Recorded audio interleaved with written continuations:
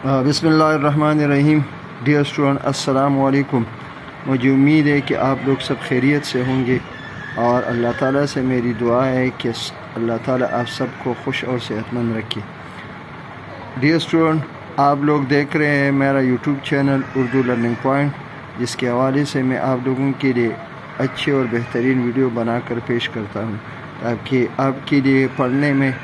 और उर्दू याद करने में आसानी हो। तो आज हमारी दूसरी वीडियो है। ये साल अव्वल की नज़म है शेर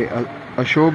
जो अवामी शायर नज़ीर अकबर आबादी ने ये नज़म लिखी है। इससे पहले एक वीडियो में हम इसके दो बंदों की तशरीह कर चुके हैं। आज ये इसकी दूसरी वीडियो है और इसमें हम मज़ीद दो बंदों की तशरीह करेंगे ताकि सालाना इम्तिहान के लिए तैयारी में आपको कोई मुश्किल ना हो। तो आइए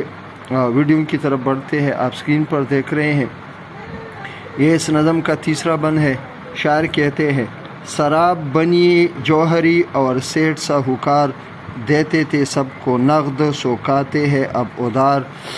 बाज़ार में उड़े हैं पड़ी खाक बेशुमार, बैठे हैं यूँ दुकानों में दुकानदार, जैसे कि चोर बैठे हो कैदी कतार बंद।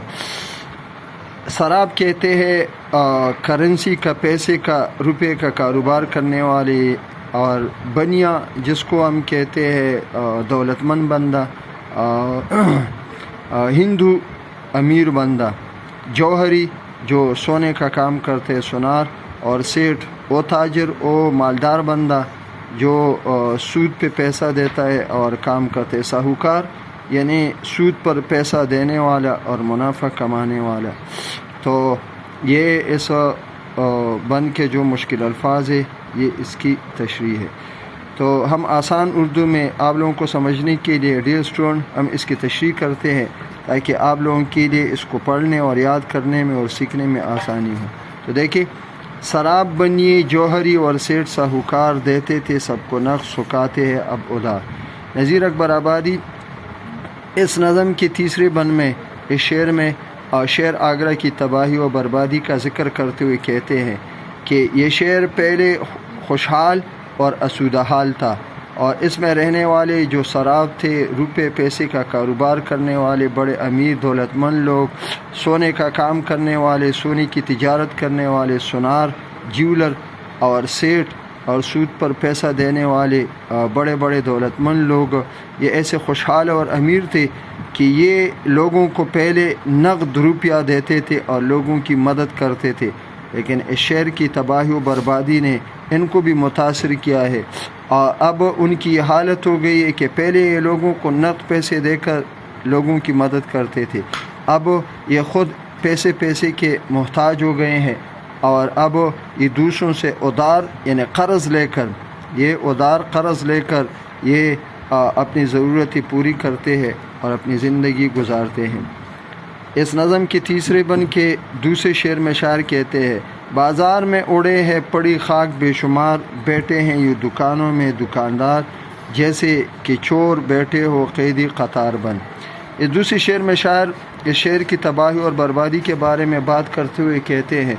कि इस शेर की तबाही और बर्बादी की वजह से ये लोगों की तिजारत पर, कारोबार पर और लोगों के रोज़गार पर बहुत ज़्यादा बुरे असरात मुरतब हो गए हैं और बाज़ार में ये हर तरफ खाक उड़ती है, गर्द गुबार उड़ती है, यानी बाज़ार वीरान और सुनसान पड़ा हुआ है और लोग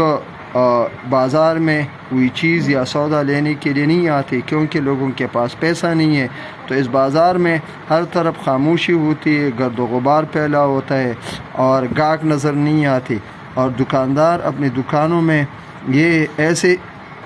परेशान बैठे होते हैं और गाहकों का इंतज़ार करते हैं कि जिस तरह ये एक किसी चोर को या किसी मुजरिम या ख़ताकार इंसान को किसी गलती या जुर्म में इसको पकड़कर जब थाने में बैठा देते हैं या थाने में कैद कर देते हैं, तो थाने में या कचहरी में या कोतवाल में वो इसी तरह कतार में परेशान बैठे होते हैं और वो सोचते हैं कि भाई हमारा क्या बनेगा, हमें क्या सज़ा मिलेगी। ये इस नज़म का चौथा बंद है। मेहनत से हाथ पाँव की कूड़ी न हाथ आए, بیکار کب تلک کوئی قرض اور ادار کھائے، دیکھو جسے وہ کرتا ہے رو رو کے ہائے ہائے، آتا ہے ایسے حال پہ رونا تو ہمیں ہائے، دشمن کا بھی خدا نہ کرے کاروبار بند۔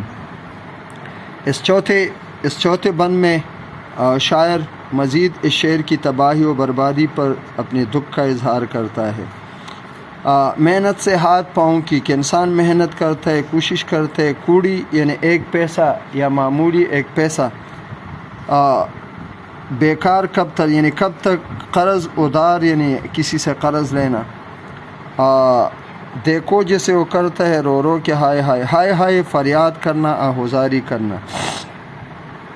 اس نظم کے چوتھے بند میں شاعر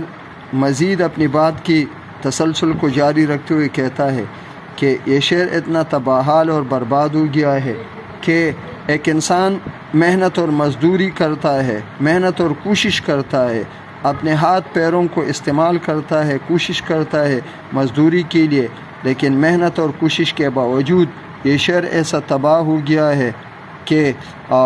یہ کسی کو محنت اور کوشش کے باوجود بھی ایک پیسہ کمانے کے قابل نہیں ہوتا، یعنی ایک انسان کو محنت اور کوشش کے باوجود پیسے حاصل نہیں ہوتے، اور ایک انسان جب اس کو مزدوری نہیں ملتی، پیسہ نہیں ملتا، تو پھر وہ بیکار کب تک یہ بیٹھا رہے گا اور لوگوں سے قرض اور ادھار پیسے لے کر اپنے آپ کو پالتا رہے گا، اپنی ضرورتیں پوری کرتا رہے گا۔ ایسی زندگی بہت زیادہ مشکل ہے۔ شاعر کہتے کہ کب تک کوئی قرض اور ادھار پیسے لوگوں سے لے کر کھائے گا، اپنی ضرورتیں پوری کرے گا، یہ بہت مشکل ہے۔ دیکھو جسے کرتا ہے، دیکھو جسے وہ کرتا ہے رو رو کے ہائے ہائے، آتا ہے ایسے حال پہ رونا تو ہمیں ہائے۔ اس نظم کے چوتھے بند کے دوسرے شعر میں نذیر اکبر آبادی کہتے ہیں کہ جس بندے کو دیکھو کہ